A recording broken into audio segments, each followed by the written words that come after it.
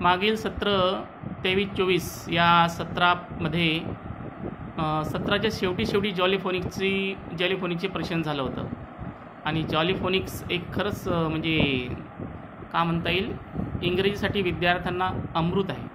इतकं सुंदर प्रशिक्षण आहे ते आणि त्याचं जर फॉलो केला आणि त्यानुसार ते जे 7 ग्रुप पाडून दिलेले आहेत त्या ग्रुपनुसार जाऊन त्यांच्या शब्दाचं वाचन करून जर छान विद्यार्थ्यांना मार्गदर्शन केलं तर नक्कीच मुलं इंग्रजी वाचायला शिकतात.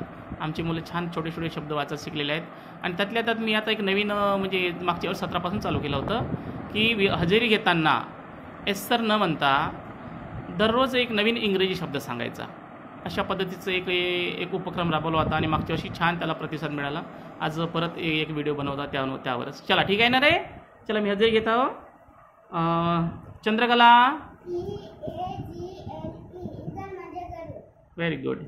Swapnil very good. दीक्षा छान. सोनाली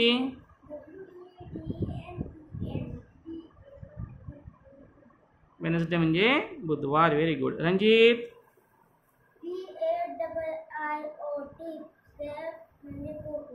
पॅरोट म्हणजे पोपट. Very good.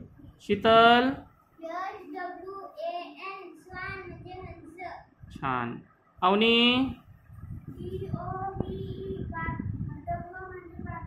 छान. Very good. डो म्हणजे Parwa. Sameer absent. Pradeep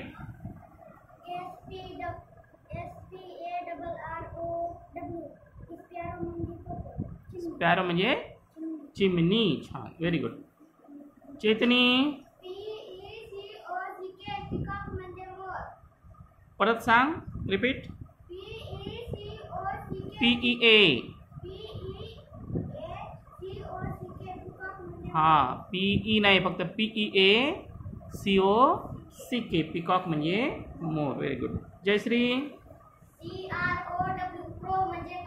very good. अक्षय